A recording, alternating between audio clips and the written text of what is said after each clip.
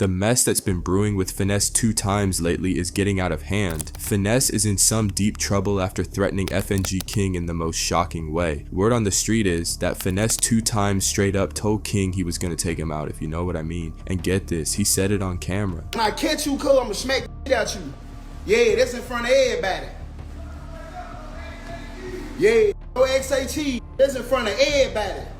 I'ma smack the at you when I see you. Now, things are spiraling out of control, and it's not looking good for Finesse. He's been arrested, and the situation is getting wild. Let's dive into the details of this crazy confrontation and what led to his arrest. King trouble. So, if you've been keeping up with the drama in hip-hop lately, you've probably heard about the wild beef between Finesse2Tymes and his former godson, FNG King. Yeah, you heard that right, his godson. This whole situation has been heating up since late 2024, and it's messy to say the least. There's been a back and forth filled with accusations of abuse, betrayal, and even threats. And you know how these things go. When it's public, it gets ugly real quick. It all started when FNG King, also known as Lil King, apparently ran away from Finesse2Tymes' mentorship. Now, Finesse2Tymes says King left because he was disciplined for getting involved in things that weren't exactly child-friendly, like some pretty grown-up stuff. Finesse claims he was just trying to steer the kid in the right direction, but things took a turn when King dipped without addressing the issue privately first. Of course, Finesse2Tymes was upset about that, but King had his own side to tell. In his response, FNG King said that while he still respected Finesse to some extent, the whole thing blew up on social media instead of staying behind closed doors like it should have. King was clearly frustrated, claiming that Finesse turning to the gram just made things worse, bringing unnecessary heat on his family and even legal trouble into the mix. I just wanted to address this to y'all,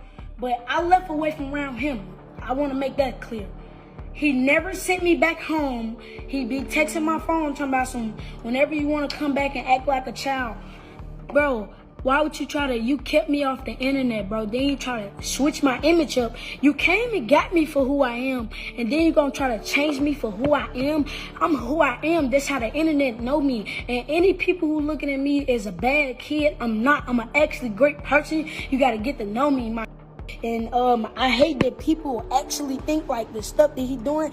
He did things for me, but he wasn't. I ain't get mad because he didn't buy me no designer clothes. He didn't even buy me no designer clothes like that. Had to actually like beg him type shit. Bro, only time he bought me like designer clothes, like, hey, whenever you gonna get some for my video shoot, whenever we going to a show. Like, he didn't care how I dressed it when I went to shows, like stuff like that, man. I just want to address this to y'all. Things escalated when FNG King came forward with some serious allegations against Finesse2Tymes. First, he accused Finesse of being manipulative and abusive while they worked together. King said Finesse exposed him to things no kid should be around, stuff like drugs, guns, and other adult situations. That's heavy. I'm a 40-year-old man texting me like this. Upload these videos of you saying hustle jewelry and he's watching shit moissanite diamonds and shit. Yeah, you ain't know we had videos too. We got videos of you too. So you can get ready. You're finna go up, y'all. You're finna go back to Now Memphis for bullshitting. Finna go upload these videos of you saying, you talking about hustle. Fight that, you know what I mean? 40-year-old man, bro, texting, doing all this. Look at him, man. I got this how many times niggas done called me, bro. No call ID, this all how many times he done called me, man. You 40-year-old man, and you texting me, talking about this, and you hating on my nigga hustle, man. You don't want to see no nigga, you don't want to see no nigga shine. I get it, bro. That's why God got me. But it didn't stop there. King went on to share some shocking screenshots from text messages, and these texts definitely didn't look like friendly exchanges. One message allegedly read, "free kill," and another said, "you gonna die on camera today." Yeah, you can see why that sent the internet into a frenzy. On top of all that, King revealed that Child Protective Services had stepped in because they were worried about his living conditions under Finesse's roof. As you can imagine, all of this sparked even more backlash, especially from people who followed Finesse's career. Now, Finesse2Tymes isn't exactly sitting back quietly. King ran away from me. King ran away from me with a stranger because I wouldn't give him no money no more. Because I wasn't taking him to dice games no more. I wasn't taking him to clubs no more. King wanted that. That's what King wanna do. If it's King, it's to say this, but King is loyal to money.